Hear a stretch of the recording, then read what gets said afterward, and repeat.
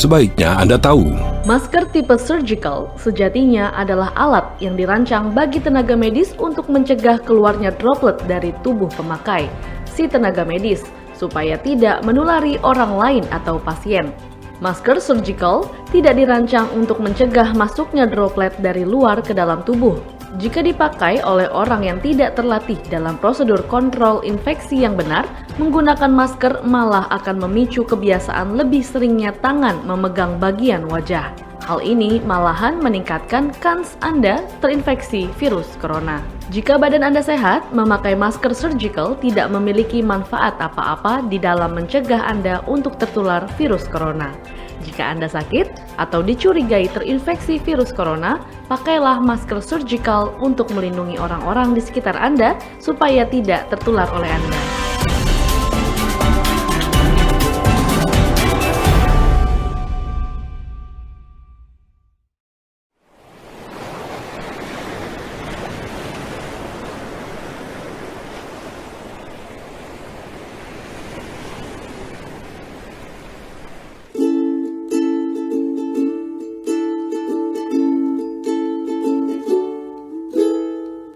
Ku rasa ku sedang jatuh cinta, karena rasanya ini berbeda. Oh, apakah ini memang cinta? Selalu berbeda saat menatapnya. Mengapa aku begini, hilang berani dekat denganmu?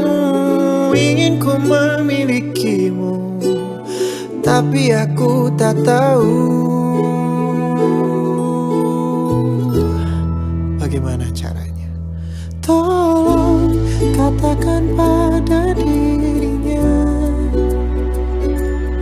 lagu ini ku tuliskan untuknya. Namanya selalu ku sebut dalam doa, sampai aku mampu ucap maukah denganku.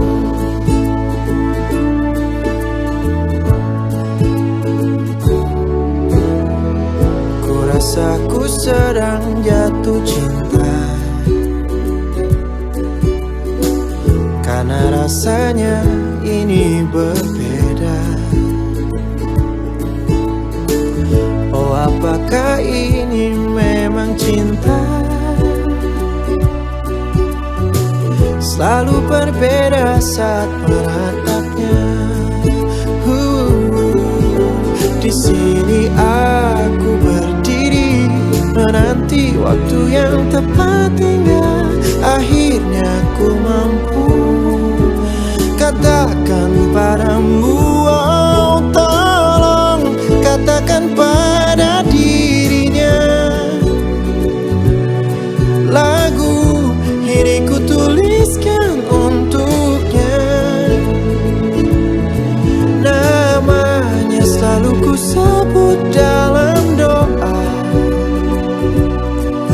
sampai aku mampu ucap maukah denganku.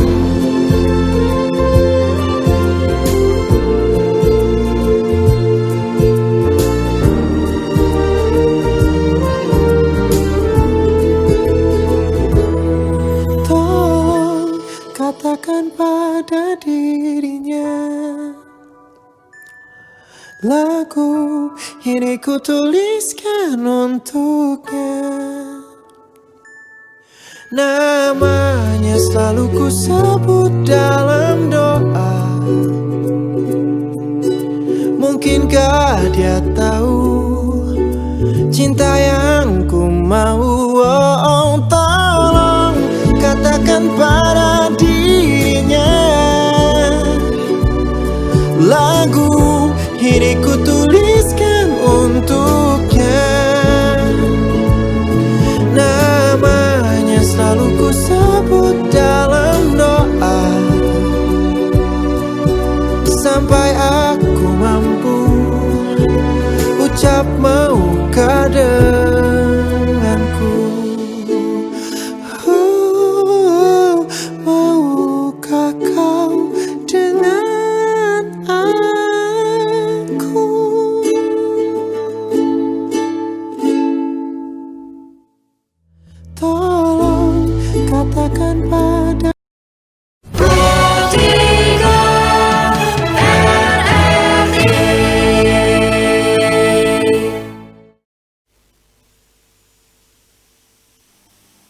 Terima kasih pendengar Anda masih setia bersama dengan kami dan dalam Gelar Bicara Radio kali ini kita akan membahas tentang kebijakan dan praktik baik pembelajaran daring di masa pandemi COVID-19. Masa pandemi COVID-19 ini memang masih terjadi ya, terutama di Indonesia. Penyebaran wabah ini juga masih belum berakhir. Tentunya hal ini sangat berpengaruh terhadap dunia pendidikan, utamanya pendidikan tinggi. Namun demikian, kegiatan pembelajaran tetap tidak boleh kebijakan atau program dari Kementerian Pendidikan dan Kebudayaan agar pandemi tidak membuat pembelajaran terhenti, yaitu dengan pembelajaran daring. Menteri Pendidikan dan Kebudayaan juga telah mengeluarkan surat edaran terkait ya tentang pembelajaran secara daring dan bekerja dari rumah dalam COVID-19. Nah, pada kesempatan kali ini kita akan membahas tentang dan untuk membahas lebih dalam lagi mengenai kebijakan dan praktik baik pembelajaran daring dan masa pandemi COVID-19, telah hadir bersama dengan kami Jenderal Pendidikan Tinggi, Profesor Nisam, Rektor Institut Pertanian Bogor, yang juga bersama dengan kita ada Profesor Arif Satria, SPMSI, dan tentunya juga Rektor Institut Pertanian Bogor, Profesor Arif Satria, dan Rektor Universitas Negeri Medan, Dr. Syamsul Gultom. Saya dulu ketika narasumber kita. Selamat pagi Prof. Nisam, Prof. Arif, dan juga Dr. Syamsul. Pagi Mbak. Selamat pagi Mbak. Iya baik, ini satu hal yang menarik sekali kalau kita bicara tentang masa pandemi COVID-19 yang mana semua belajar dari rumah, bekerja dari rumah. Dan kalau kita bicara soal belajar dari rumah ini juga berpengaruh ya, utamanya pendidikan tinggi. Saya mau pertama ke Prof. Nisam dulu. Ya, apa kebijakan Kemdikbud ya, khususnya Ditjendikti dalam rangka pembelajaran daring pada masa pandemi COVID-19? Ini kan sudah masuk dalam salah satu kebijakannya nih. Ya, terima kasih Mbak. Selamat pagi semuanya. Assalamualaikum warahmatullahi wabarakatuh. Jadi Kemdikbud, Kementerian Pendidikan dan Kebudayaan, tanggal 9 Maret, jadi sudah 1 bulan dari sekarang, itu mengeluarkan surat edaran Menteri untuk meminta pada perguruan tinggi dan sekolah-sekolah untuk melakukan pembelajaran dari rumah, terutama di provinsi-provinsi yang pada waktu itu sudah ditemukan adanya epidemi. Dan dari tanggal 9 Maret tersebut sampai sekarang kita terus mendukung dan memfasilitasi pembelajaran dari rumah yang dilakukan oleh semua kampus yang ada di Indonesia. Jadi kami kemarin juga melakukan survei, ada lebih dari 200.000 responden mahasiswa yang mengisi survei tersebut, dan 99% sudah melakukan pembelajaran dari rumah. Jadi hampir semua kampus melakukan pembelajaran dari rumah. Nah, jadi seperti itu. Kemudian yang dilakukan oleh Dikti itu adalah tentu pertama memfasilitasi teman-teman dari perguruan tinggi untuk bisa melaksanakan pembelajaran dari rumah. Ada beberapa hal. Pertama, kita siapkan platform di tingkat nasional yang sudah biasa dipakai oleh teman-teman di dalam pembelajaran daring, yaitu SPADA, untuk memungkinkan perguruan tinggi saling berbagi materi kuliah. Jadi tidak semua perguruan tinggi siap dengan pembelajaran jarak jauh, sebagian besar sudah sangat siap dengan PJJ, mereka sudah punya platform sendiri, punya LMS sendiri, punya modul-modul yang siap digunakan untuk PJJ, dan selama ini mereka melakukan blended learning, tetapi banyak juga yang belum punya platform tersebut. Nah, untuk yang belum punya itu kita siapkan platform nasional di namanya SPADA di kemdikbud.go.id atau dikti.kemdikbud.go.id. Nah, di situ kita saling berbagi. Perguruan tinggi yang sudah punya modul tadi bisa di-share di sana. Kemudian juga yang tidak mempunyai LMS, kita siapkan dengan kerjasama dengan Google, itu dengan Google Suite, itu bisa dipakai sebagai platform untuk pembelajaran daring melalui Google Classroom. Kemudian juga kita berkolaborasi dengan banyak perguruan tinggi maupun provider di internasional maupun dalam negeri, untuk berbagi platform tersebut semuanya secara gratis. Kemudian kita juga menghubungi provider internet untuk bisa memberikan akses gratis pada perguruan tinggi yang melakukan pembelajaran daring. Jadi IP dari perguruan tinggi, alamat internet perguruan tinggi itu kita daftarkan ke provider untuk di zero pulsakan. Jadi ketika masa akses ke modul yang ada di perguruan tinggi itu tidak berbayar. Demikian pula yang ada di platform Kemdikbud itu juga kita bebas pulsakan. Jadi itu yang kita lakukan. Kemudian juga untuk yang akses ke aplikasi umum seperti Zoom, Webex, Meet, Google Meet dan sebagainya itu, karena itu sifatnya umum, tentu tidak bisa kita minta ke provider untuk menolrupiahkan untuk akses ke laman-laman tersebut. Yang dilakukan oleh provider adalah memberikan diskon. Jadi ada beberapa paket diskon yang diberikan oleh provider untuk akses ke platform-platform seperti Zoom, Webex dan sebagainya. Jadi itu Mbak yang kita lakukan. Terima kasih. Ya, baik, sebelum kita lanjutkan, ini kita akan terlebih dahulu bersama-sama menuju ke Geraha. Ya, sebelum kita lanjutkan untuk mengikuti konferensi pers, kita masih menunggu karena saat ini juga nanti sedang bersiap-siap akan ada konferensi pers ya mengenai tes peralatan PCR. Tapi sebelum itu kita kembali lagi ya untuk gelar bicara kita. Kita balik lagi, kalau begitu apa relevansinya antara kebijakan ini dengan Kampus Merdeka ya, adanya pembelajaran daring ini? Hubungannya seperti apa? Iya, di dalam Kampus Merdeka itu pada dasarnya kita memberikan ruang yang lebar di dalam proses pembelajaran. Jadi pembelajaran itu tidak harus semuanya berada di dalam kelas atau di laboratorium. Dimanapun mahasiswa bisa mendapatkan ilmu, bisa mendapatkan tambahan kompetensi, dan mendapatkan skill melalui berbagai kegiatan mahasiswa. Nah, antara lain tentu saja melalui perkuliahan non tatap muka, seperti pembelajaran daring. Kemudian juga selama masa pandemi ini, kita dorong mahasiswa, terutama di bidang kesehatan, untuk menjadi relawan. Prof. Nisa, mohon maaf, saya mungkin bisa jeda sebentar, kita akan lanjutkan lagi. Silakan. Karena saat ini kita harus langsung menuju ke Geraha BNPB untuk mengikuti konferensi pers bersama Arya Sinulinga, staf khusus BUMN dengan topik tes peralatan PCR di Gedung Geraha BNPB bersama dengan Niar Abdul. Niar?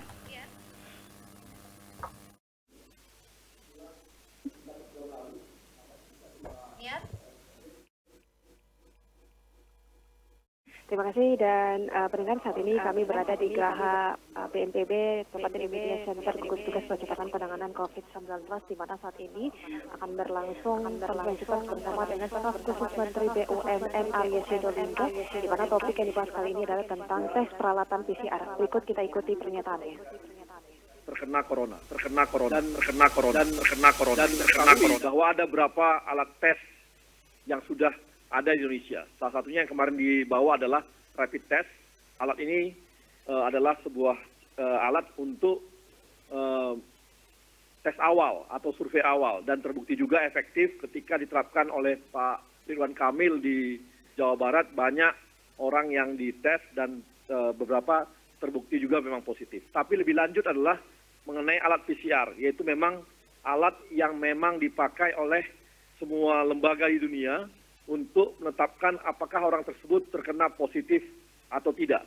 Dan alat ini sekarang di Indonesia sudah berjalan. Kita tahu bahwa memang ada kekurangan jumlah alat, sehingga memang proses untuk tes lab dari corona terhadap pasien corona itu memang agak lambat, sehingga laporan juga agak lambat. Tapi sekarang, kemarin setelah sebulan lalu di planning, Pak Erick Thohir meminta semua perangkat yang ada di bawahnya, yaitu BUMN, dan sekitar 3 minggu lalu kita berhasil bernegosiasi dengan salah satu lab di Eropa, yaitu Swiss, yaitu Roche, dan kita berhasil untuk bernegosiasi dan berhasil untuk membeli alat. Kita tahu saat ini di dunia hampir semuanya negara bertempur, tanda kutip, mencari alat-alat ini, mencari obat dan sebagainya, bahan baku dan sebagainya, bahan baku obat dan sebagainya. Dan alat PCR adalah salah satu yang dicari banyak pihak dan banyak negara, karena bisa dijadikan alat uji tes apakah orang tersebut positif atau tidak. Dan kemarin sudah datang sekitar hari Sabtu yang lalu, sudah datang ke Indonesia. Detailnya adalah ada dua buah manufacture 96. Ini adalah automatic RNA untuk ekstraktor. Biasanya di Indonesia itu adalah ada yang manual, ada yang matic juga. Nah, ini kita hadirkan 2 buah yang dia bisa untuk tes untuk RNA-nya itu dites, itu bisa 1000 per hari. Kemudian kita juga menyiapkan ada 18 buah. 18 buah namanya light cycle, yaitu untuk detektor PCR. Ini adalah kapasitasnya mencapai 500 tes per hari. Maka dengan alat ini, kalau sudah terinstall semua, maka alat tersebut akan bisa satu harinya mencapai 9.000 sampai 10.000 tiap hari. Kita bisa mengetahui hasil tes. Jadi hasil tes ini di samping dari sisi jumlah bisa mencapai 8.000 sampai 10.000, juga kecepatan alat tesnya untuk mengetahui positif atau tidak juga sangat tinggi. Nah, dengan ini maka kita harapkan dalam tempo nanti bisa kalau setiap hari ada tes sampai 5.000 sampai 10.000, maka kita akan bisa dalam sebulan kita akan mencapai hampir 300.000 orang yang sudah dites, sehingga ini bisa mengejar orang yang bisa dites dengan alat PCR, kepastian bahwa orang tersebut terkena corona atau tidak. Alat ini sudah hadir di Indonesia dan sudah kita setup. Bisa dilihat bahwa ini sudah mulai diinstal di salah satu rumah sakit di Jakarta. Kemarin juga sore, 2 hari yang lalu, Pak Menteri, Pak Erick Thohir, dan didampingi oleh teman-teman dari Komisi 6, Ketua Komisi 6 itu Pak Soreja dan Arya Bima, serta juga dari Pangdam Jaya yang hadir di lab tersebut, dan kemarin juga dari Kepala Dinas Kesehatan Kadinkes DKI Jakarta juga sudah melihat alat tes tersebut. Nah, dengan alat ini kita harapkan Indonesia akan semakin bisa mendata berapa banyak orang yang akan terkena corona, sehingga antisipasi kita untuk menghadapi corona akan semakin baik. Semua alat ini akan disebar di beberapa provinsi. Ada di Jakarta, kemudian ada juga di Jawa Barat, di Jawa Tengah, Jawa Timur, Bali, kemudian di Lampung, Sumatera Selatan, Sumatera Utara, Kalimantan Timur, Sulawesi Selatan, di Papua. Ini adalah alat yang akan kita sebar secepatnya. Untuk yang di Jakarta, mudah-mudahan minggu depan sudah bisa diinstal, karena ini memang membutuhkan secara teknikal, memang membutuhkan sebuah proses pembangunan yang cukup harus terjaga karena jangan sampai nanti virusnya itu malah bisa menyebar kemana-mana, sehingga negatif pressure dan sebagainya. Kemudian di daerah pun nanti, ini kita akan kirim secepatnya, moga-moga setelah diinstal, maka dalam tempo 2 minggu, kalau setelah sampai di tempat, maka 2 minggu diharapkan kalau rumah sakit tersebut sudah punya tempat namanya negatif pressure, maka sudah bisa lab tersebut dipergunakan. Dan banyak item-item lain yang memang disesuaikan dengan kriteria sebuah lab, apalagi lab virus seperti ini, yang bisa disesuaikan dengan standar yang dibangun oleh teman-teman dari Kementerian Kesehatan. Ini adalah langkah cepat yang berusaha kita lakukan supaya bisa mengantisipasi kondisi corona di Indonesia. Dan supaya kita tahu juga kondisi yang ada saat ini, memang semua negara berebutan, semua negara berusaha mengambil karena hampir seluruh negara di dunia sudah terkena corona. Jadi itulah yang bisa kami sampaikan pada hari ini. Semoga ini bisa membantu rakyat kita semua, membantu bangsa kita menghadapi corona. Dan untuk kita semua, jangan lupa selalu cuci tangan dengan sabun dan air mengalir, jaga jarak aman 1-2 meter, kemudian beretika saat bersin dan batuk, menutup dengan siku bagian dalam kalau batuk, selalu pakai masker apabila berada di tempat umum, dan yang di rumah, belajar di rumah, bekerja di rumah, dan beribadah dari rumah. Lakukan semuanya dengan disiplin, jadilah pahlawan, lindungi diri, lindungi orang lain. Mari menangkan perang melawan COVID-19, Indonesia bisa, salam tangguh.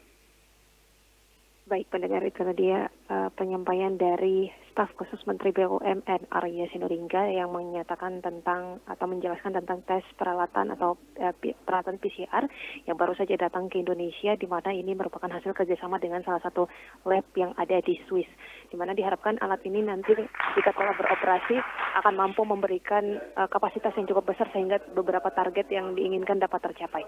Demikian untuk sementara yang dapat kami laporkan dari Media Center Gugus Tugas Percepatan Penanganan COVID-19 BNPB Niar Abdul Diloli Pro 3 RRI. Demikian Breaking News Pro 3.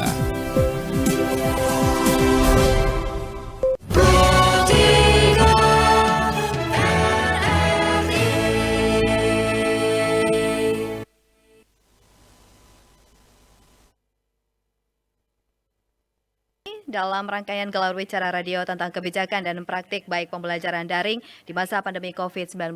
Saat ini sudah bersama dengan saya, PLT Direktur Jenderal Pendidikan Tinggi Profesor Nisam, juga Rektor IPB Profesor Arif Satria, dan juga Rektor Unimed Dr. Syamsul Gultom. Kita membahas tadi, kita lanjutkan kembali ke Prof. Nisam ya, terkait dengan tadi relevansi antara pembelajaran daring ini dan juga kampus mereka. Tadi sudah sempat disampaikan beberapa poin selanjutnya.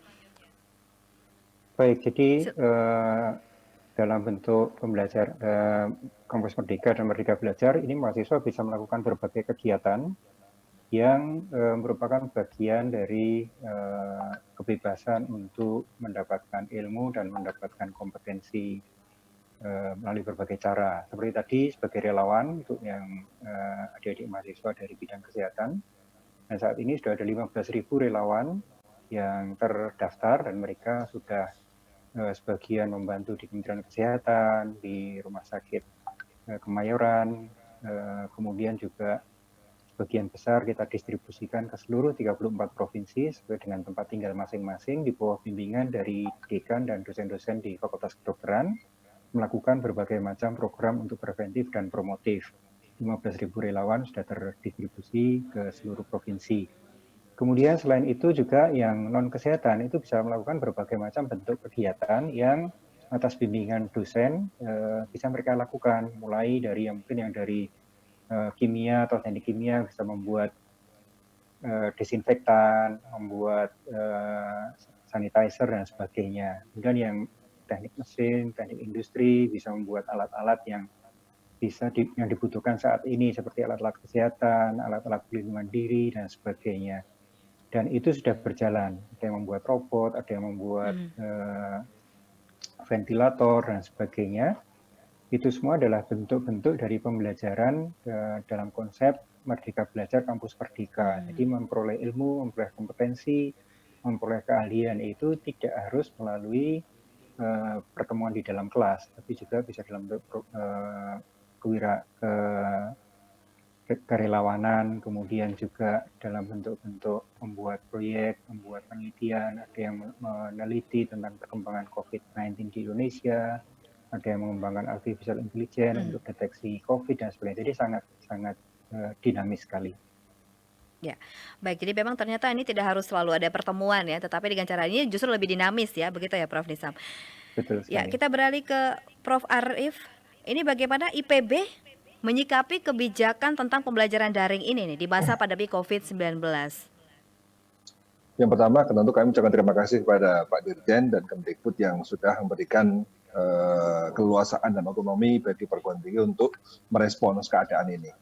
Jadi yang penting memang pada saat ini adalah bahwa perguruan tinggi satu ditutup untuk beradaptasi terhadap situasi baru ini, dan adaptasi yang paling nyata adalah satu dosen yang work from home dan kemudian bagi mahasiswa adalah daring.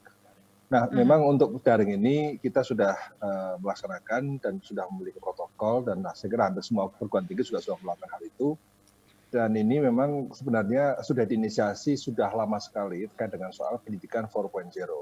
Namun nampaknya baru kali ini semua perguruan tinggi di Indonesia dipaksa oleh keadaan, dipaksa oleh COVID-19 untuk melakukan kegiatan daring. Jadi ini ada blessing in disguise, ada hikmah yang memang dari awal memang aspek flexibility ini kan dalam pendidikan sedang didorong.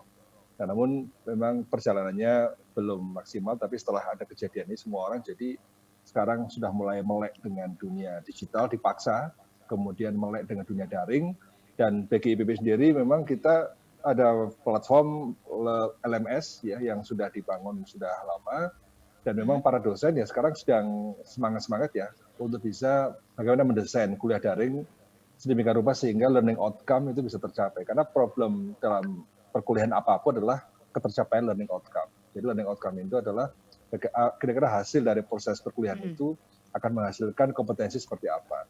Nah, ini moga-moga dengan adanya kuliah daring ini dan selama 7 kali pertemuan sampai hingga ujian, karena IPB sudah sejak pertengahan Maret sudah menerapkan proses daring, ujian tengah semester, kemudian sisa perkuliahan 7 kali, kemudian ujian akhir semester sudah full ada di online semuanya. Nah, ini buat mahasiswa juga sama, mahasiswa sekarang menikmati flexibility, cuman persoalannya adalah soal pulsa, soal kuota. Tadi Pak Dirjen juga menjelaskan sebenarnya ada keringanan-keringanan dari provider yang juga sudah kita nikmati. Namun demikian memang tentu saja ada kebutuhan-kebutuhan lain, apalagi kalau kuliah itu dilakukan lebih banyak sinkronus. Jadi sekarang itu kan antara tantangan kita adalah apakah sinkronus atau asinkronus. Ini kalau sinkronus memang satu memakan pulsa yang luar biasa, ya. Kemudian yang kedua juga daya tahan sistem kita itu memang masih terus harus dimaksimalkan, harus diperkuat sedemikian rupa sehingga bisa memberikan pelayanan dan memfasilitasi dengan traffic yang begitu tinggi ya mahasiswa, dosen dan sebagainya. Baik, tadi menarik sekali disampaikan bahwa UTS juga sudah mulai dilakukan daring ya. Artinya itu kan contoh praktik penerapan kebijakan pembelajaran daring di IPB. Nah, adakah kebijakan khusus dari IPB untuk ujian mahasiswa, artinya yang lain begitu? Tadi menyangkut pulsa, kuota dan lain sebagainya. Mungkinkah ada kebijakan khusus lain begitu? Meringankan mahasiswa untuk hal ini? Ya, salah satu keringanan yang kita lakukan adalah memberikan insentif 150.000 per bulan untuk mahasiswa. Jadi ini berarti mahasiswa akan menerima, yang masih kuliah itu akan menerima kurang lebih 450.000 selama 3 bulan. Ini memang upaya kita untuk memberikan bantuan buat mahasiswa. Tapi setiap kondisi perguruan tinggi beda-beda. Tidak semua perguruan tinggi memiliki mahasiswa dengan daya beli seperti ini. Ada perguruan tinggi yang memiliki mahasiswa dengan daya beli yang sangat bagus, sangat tinggi, sehingga mungkin tidak perlu subsidi. Tapi kebetulan di IPB dengan input mahasiswa, intake mahasiswa yang sebagian berasal dari keluarga yang kurang mampu, memang kebijakan-kebijakan afirmasi ini yang harus kita dorong. Dan memang kebijakan-kebijakan lain yang kita lakukan adalah berkaitan dengan mahasiswa. Ini kita juga sedang terus memformulasikan beberapa ide agar KKN ini juga bisa terkait dengan soal COVID ini. Kemarin ada rapat dengan Menteri Desa juga yang sudah digelar, dan memang ada harapan dari pemerintah agar perguruan tinggi di Indonesia ini juga bisa aktif dalam penyelesaian masalah COVID ini. Seperti tadi Pak Dirjen sampaikan, ada relawan-relawan dari tenaga medis untuk kesehatan untuk bisa membantu menyelesaikan. Tapi saya kira yang lain-lain juga masih banyak. Intinya memang ini kesempatan kita. Biasanya setiap bencana itu kan akan muncul pengetahuan baru, akan muncul inovasi baru. Dan sekarang sudah semakin banyak inovasi-inovasi yang dihasilkan oleh berbagai perguruan tinggi. Ada ventilator, ada sanitizer, ada obat-obat herbal baru. Memang yang belum ditemukan di Indonesia sekarang kan saat ini soal vaksin baru. Dan menurut saya ini inovasi-inovasi ini harus didorong. Tapi yang lebih penting lagi sebenarnya Bu, adalah bagaimana perguruan tinggi ini menjadi dasar bagi pengambilan keputusan pemerintah. Karena ketika mengatasi masalah COVID, sudah murni berbasis pada sains. Jadi sekarang sudah taruhannya adalah ini sains mampu nggak untuk mengatasi masalah ini. Artinya kita harus melakukan riset, melakukan prediksi-prediksi, kemudian juga melakukan berbagai masukan agar intervensi dilakukan oleh pemerintah itu intervensi yang efektif dan tepat. Dan memang berbasis pada data, berbasis pada kajian-kajian akademis. Ini saya kira tantangan bagi sains untuk bisa, dan tantangan buat kampus untuk bisa membantu memecahkan masalah ini. Ya, baik. Menarik sekali. Saya akan lanjutkan lagi, namun sebelumnya saya mau ke Dr. Samsul dulu. Ini juga terkait ya kebijakan pembelajaran daring ini. Apakah sudah juga diterapkan selama masa pandemi COVID-19 dan mungkin contoh-contohnya seperti apa? Apa mungkin juga ada kebijakan khusus begitu bagi mahasiswa sama seperti di IPB?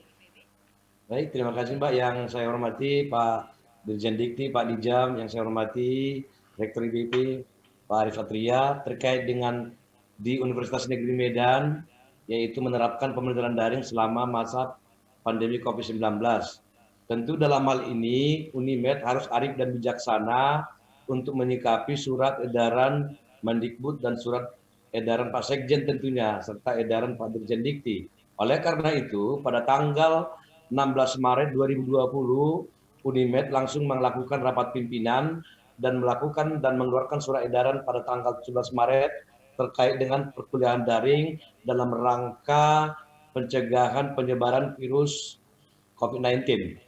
Dan upaya-upaya pimpinan dalam mempersiapkan kuliah daring mulai dari merancang proses perkuliahan, mempersiapkan infrastruktur dan fasilitas pendukung, dan mempersiapkan konsep pelaporan yaitu implementasi daring, mulai dari persiapan, pelaksanaan, sampai dengan tindak lanjut tentunya.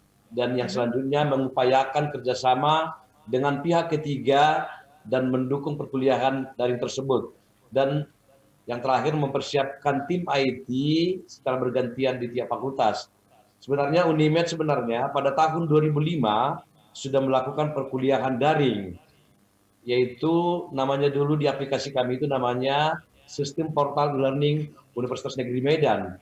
Oleh sejalan dengan itu juga pada tahun 2016 implementasi KKNI, aplikasi pembelajaran di Unimed menjadi Sibda Universitas Negeri Medan.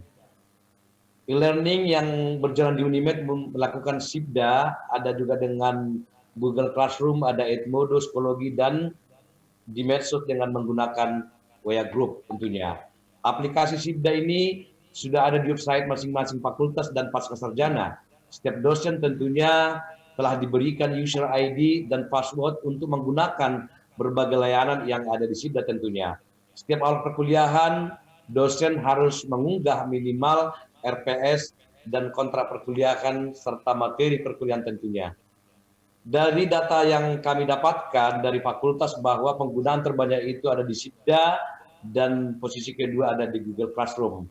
Terkait tadi, apakah ada misalnya kebijakan khusus bagi mahasiswa dan dosen dalam menerapkan ujian tugas akhir? Tentunya Universitas Negeri Medan melakukan kebijakan dengan saudara-saudara rektor dengan merujuk surat edaran daripada Sekjen yaitu pelaksanaan ujian dan tugas akhir mahasiswa dilaksanakan secara daring menggunakan aplikasi Sibda dan aplikasi tentu lainnya. Yang kedua, kita juga telah mengeluarkan 2 surat edaran Wakil Rektor 1 tentang proses dan prosedur penyederhanaan, penyusunan dan pelaksanaan ujian tugas akhir mahasiswa selama masa pandemi COVID-19 saat ini. Selanjutnya kita siapkan aplikasi yang mudah untuk menyampaikan seluruh dokumen persyaratan untuk mengikuti ujian tahap akhir mahasiswa, baik itu seminar proposal, ujian skripsi dan tesis. Tetap harus memenuhi dokumen yang dipersyaratkan secara minimal. Begitu, Mbak. Ya, Dr. Samsul, artinya kalau di IPB ada pemberian sebesar 150.000 per bulan bagi mahasiswanya selama 3 bulan. Kalau di Unimed sendiri, apakah juga memperhatikan hal tersebut? Ini mengingat kuota dan juga pulsa begitu ya untuk mereka mengerjakannya. Surat edaran Pak Dirjen keluar pada tanggal, kita masih ingat segar, pada tanggal 31 Maret, agar mahasiswa diberikan subsidi pulsa, lalu diperkuat lagi surat Pak Dirjen tanggal 6 April dengan secara detail. Oleh karena itu, pada tanggal 2 April tahun 2020, Universitas Negeri Medan telah mengeluarkan surat edaran rektor tentang dukungan belajar dari rumah bagi mahasiswa dengan Unimed menganggarkan sekitar 1,2 M untuk mahasiswa 23.788 orang. Itu, Mbak. Wah, luar biasa ya. Semakin memudahkan mahasiswa juga ya untuk bisa bekerja begitu, apalagi untuk dari rumah gitu ujian akhir mereka. Saya beralih lagi ke Prof. Nisam, ini juga mungkin perlu diketahui ya, bagaimana sebenarnya penerapan poin perpanjangan semester pada salah satu poin di dalam surat edaran yang sudah disebar ke perguruan tinggi seluruh Indonesia. Baik, jadi begini Mbak, itu yang penambahan 1 semester itu khusus bagi mereka yang terancam DO. Kan ini semester terakhir bagi angkatan 2013 kalau yang S1 ya. Nah kalau kondisi saat ini, sebenarnya di dalam surat edaran juga sudah kami berikan arahan kebijakan yang fleksibel. Jadi misalnya tugas akhir atau skripsi itu tidak harus di laboratorium. tidak harus primary data collection atau mengumpulkan data di lapangan. Bisa dalam bentuk kajian-kajian pustaka, review, perencanaan, dan sebagainya. Tetapi bagi mereka yang mungkin saat ini sudah terlanjur mengumpulkan data, kemudian tanggung begitu, tapi terkendala untuk bisa menyelesaikan semester ini, nah itu diberi kesempatan perpanjangan 1 semester. Sehingga ini untuk menyelamatkan mereka-mereka yang terancam DO tadi. Iya. Ini tidak untuk semua mahasiswa, hanya untuk yang semester ke-14 ya, tahun 14 ke-7, ya. tahun 2013. Jadi seperti itu spiritnya. Jadi itu yang dikhususkan saja, jadi tidak semuanya ya. Dikhususkan, Jadi tidak semua. iya, baik. mahasiswa. Saya ke Prof. Arif dulu. Ini tadi menyangkut Ya, Mbak. tadi mahasiswa diberikan ya 150.000 per bulan kebijakan dari IPB. Bagaimana dengan dosennya nih dalam melakukan pembelajaran secara daring? Ya, sekarang dosen, Apakah ada kebijakan khusus? nah memang kan dosen saya kira masih menggunakan kuota sendiri-sendiri karena sebagian sudah memiliki IndiHome, sudah memiliki beberapa pulsa. Ya, saya saat ini belum ada kebijakan khusus, tapi sebenarnya kan beberapa insentif sudah kita berikan kepada dosen sebelum bulan Maret ini.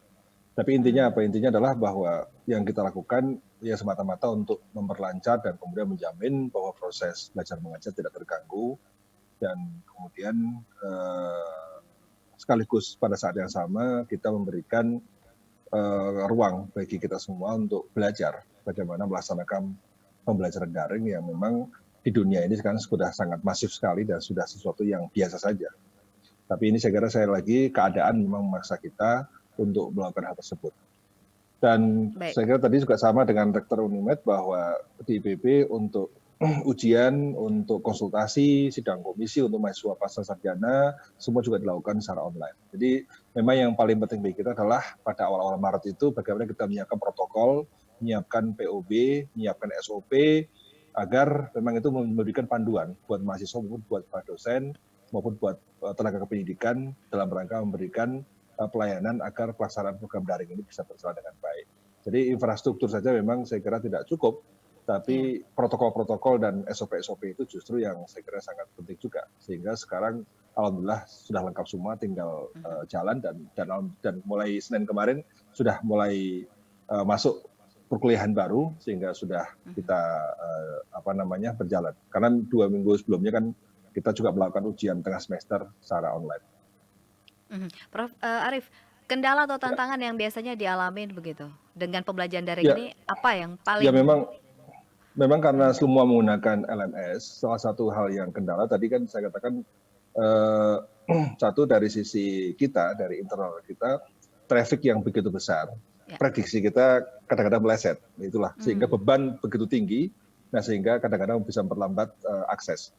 Kemudian yang kedua, tapi ini sekarang sedang kita antisipasi. Kemudian yang kedua adalah tidak semua mahasiswa berada di daerah yang memiliki akses internet bagus. Saya kira ini masalah yang saya kira semua orang juga menghadapi, karena sebagian mahasiswa kita sudah ada di rumah masing-masing, sebagian besar, dan kemudian mereka beragam aksesibilitas terhadap internet. Nah inilah masalah yang ada saat ini adalah masalah seputar akses itu, Pak. Jadi itu yang paling krusial saya kira di akses itu. Karena meskipun sudah kita berikan uang, bantuan, kuota internet, tapi kalau aksesnya juga sulit, juga artinya itu kan tidak efektif. Tapi jumlah orang yang sulit mengakses internet ternyata juga jumlahnya tidak terlalu banyak juga. Tapi ada berapa. Tapi kan kita ingin menjamin bahwa semua bisa mengakses dengan baik. Apa ada gerakan solidaritas dan gotong royong begitu dari Civitas dalam melewati masa pandemi COVID-19 yang juga dilakukan? Ya, yang pertama kita juga melakukan beberapa kegiatan-kegiatan, termasuk bagaimana kita bisa mensupport rumah sakit yang ada di Bogor. Kita memiliki stok VTM dan kita juga memberikan APD, baju APD, kita sudah menyerahkan di atas 500 potong kepada beberapa rumah sakit. Sekaligus kita memproduksi beberapa alat pelindung diri yang terkait dengan soal masker dan alat-alat yang baru itu. Kemarin sudah kita bagikan 1.000 ke berbagai puskesmas dan juga masyarakat.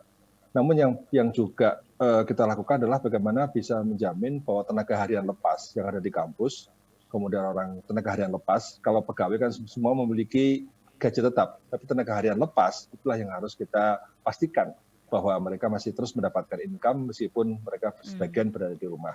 Kita juga memberikan bantuan kepada masyarakat sekitar kampus. Kemarin kita menyerahkan kurang lebih sekitar 1.500 sembako, tentu dengan partisipasi para alumni. Saya kira alumni kita galang untuk bisa sama-sama memberikan bantuan dan juga memberikan bantuan kepada para pedagang kantin yang ada di kampus yang saat ini mahasiswa libur, sehingga mereka juga tidak bisa menjual.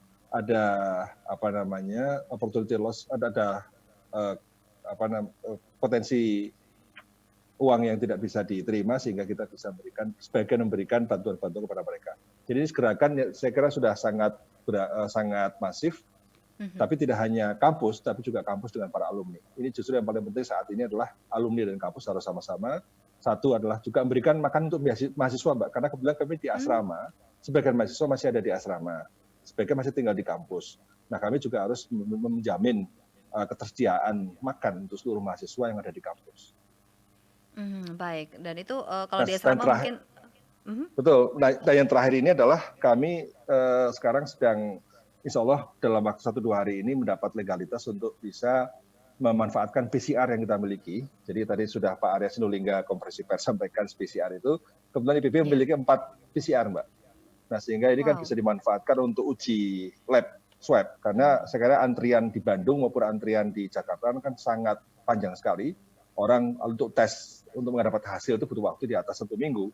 Nah, kalau ini IPB dimanfaatkan alat-alatnya dan kemudian kita memiliki SDM yang juga cukup untuk bisa melakukan uji itu, insya Allah bisa memperpendek antrian itu. Dan kita sudah secara teknis sudah sangat siap tinggal menunggu legalitas dari Kementerian Kesehatan.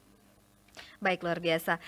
Saya beralih ke Dr. Samsul. Kali ini juga menyangkut dengan dukungan konkret ya. Kalau tadi mahasiswa sudah disesuaikan dengan surat edaran. Bagaimana dengan dosen yang terkait juga yang melakukan pembelajaran secara daring? Adakah kemudahan yang diberikan juga dari Unimed? Terima kasih, Pak.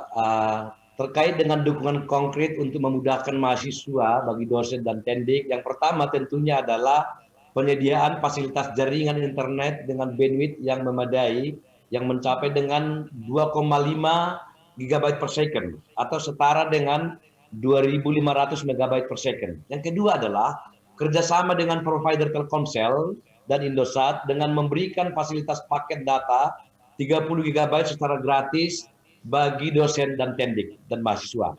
Yang ketiga, kerjasama dengan Cisco Indonesia yang memberikan layanan aplikasi Webex Meeting Pro untuk 1.000 dosen atau host dosen di Universitas Negeri Medan.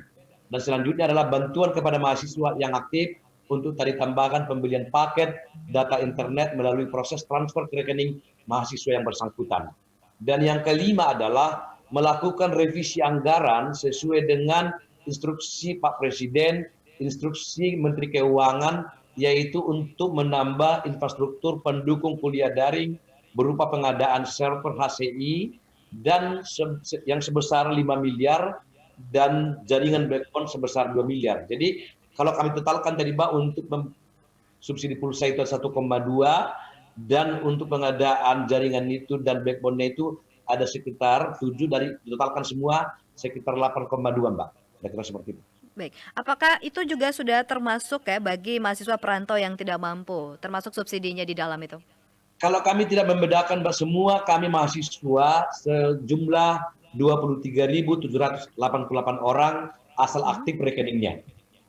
Gitu Mbak. Baik, berarti tidak membedakan ya, semuanya tetap Tidak disubsidikan membedakan, ya? semua jumlah mahasiswa Unimed sebanyak 23.788 orang. Oke, ini kalau ada kasusnya begini, dengan mahasiswa yang sudah ada di batas semester akhir, apakah ada kebijakan khusus atau tetap mengikuti kebijakan atau surat edaran dari Kemendikbud? Ya, kami telah menyahuti arif dan bijaksana surat Dirjen Dikti tanggal 31 Maret 2020 tentang masa belajar penyelenggaraan program pendidikan dengan mengeluarkan kebijakan memperpanjang masa studi mahasiswa yang semester genap, yaitu 2019-2020 ini akan berakhir masa studinya. Oleh karena itu, serta memberikan kemudahan bagi mahasiswa yang sedang penelitian dengan mengalihkan dalam bentuk lain yang sesuai dengan aturan akademik di Universitas Negeri Medan, Mbak. Baik.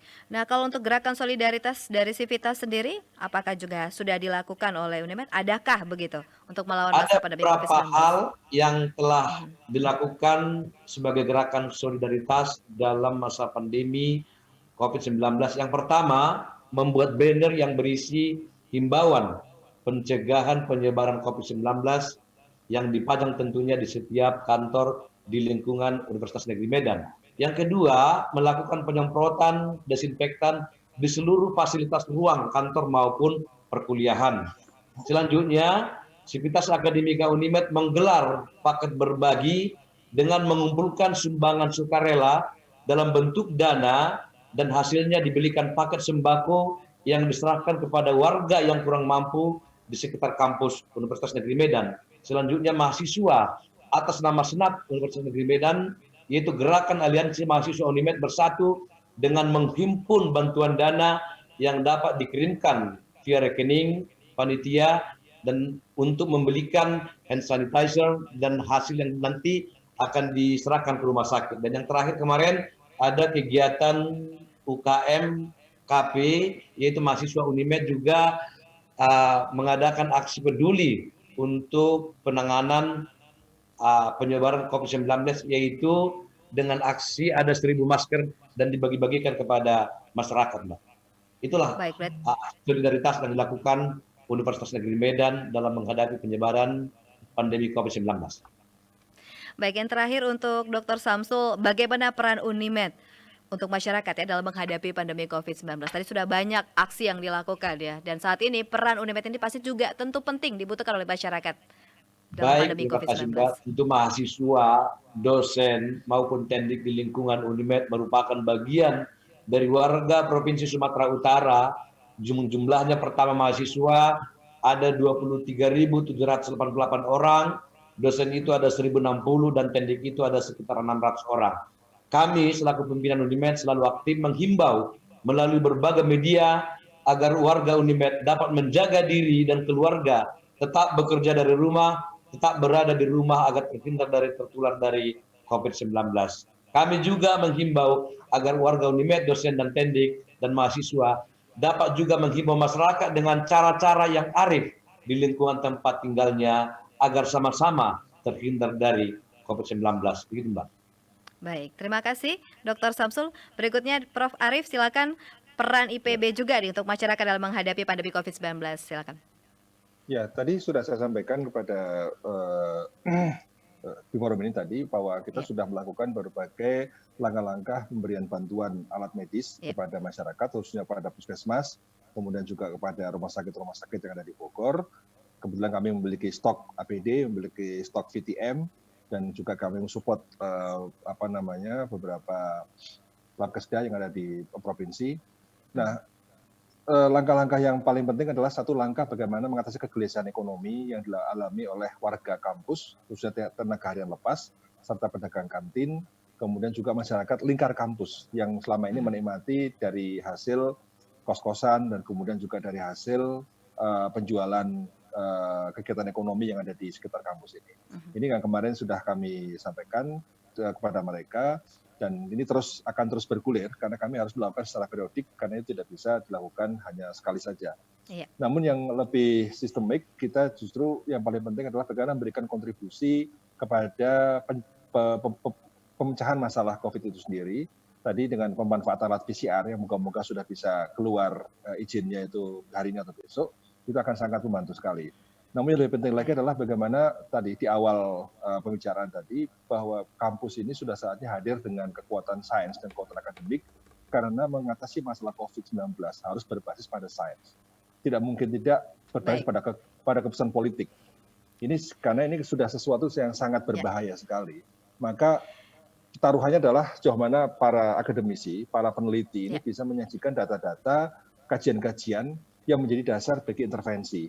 Ini kebetulan saya siang ini juga akan rapat dengan Pak Gubernur Jawa Barat untuk beserta para rektor di Jawa Barat untuk membahas apa nih yang bisa disumbangkan oleh perguruan tinggi yang ada di Jawa Barat untuk bisa membantu memecahkan masalah ini. Yang khususnya yang berkaitan dengan soal kajian-kajian, policy recommendation sebagai basis untuk melakukan intervensi. Baik, terima kasih Prof. Arif Satria atas penyampaiannya tadi dan peran dari PB yang luar biasa tentunya. Dan yang paling akhir, Prof. Nisam, apa pesan yang ingin Bapak sampaikan untuk Civitas Akademika? Prof. Nisam? Ya, baik. Baik pendengar, demikianlah gelar wicara radio tentang kebijakan dan praktik baik pembelajaran daring di masa pandemi COVID-19. Sekali lagi saya mengucapkan terima kasih kepada Prof. Nisam, Prof. Arif, dan juga Dr. Samsul atas waktunya bersama dengan Pro 3 siang hari ini. Selamat beraktivitas kembali, salam sehat. Salam sehat semuanya, terima kasih banyak. Salam sehat Pak Rektor. Salam sehat Pak Samsul, moga-moga sehat selalu, sukses Unimed. Iya. Alhamdulillah Pak Rektor ini juga makin sehat dan sukses terus di PB ke depan. Ya. Amin, amin semuanya. Terima kasih semuanya, pendengar. Sama-sama, Gotong royong dan solidaritas menjadi modal kita untuk mengatasi pandemi COVID-19. Temukan berbagai informasi, panduan, dan konten edukasi mengenai pencegahan dan penanganan dampak COVID-19 di bidang pendidikan dan kebudayaan di laman bersamahadapicorona.kemdikbud.go.id. Tetap semangat, jaga kesehatan, dan ingat selalu belajar, bekerja, dan beribadah di rumah saja.